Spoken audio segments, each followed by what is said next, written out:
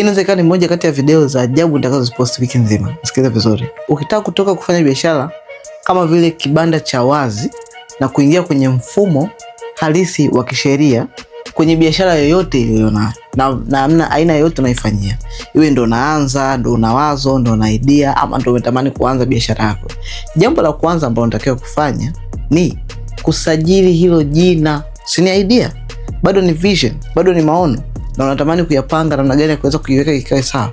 Sajili jina la biashara. Kusajili jina la biashara ni rahisi na wala sio gharama, wala haichukui muda kiasi hicho kama unavyofikiri.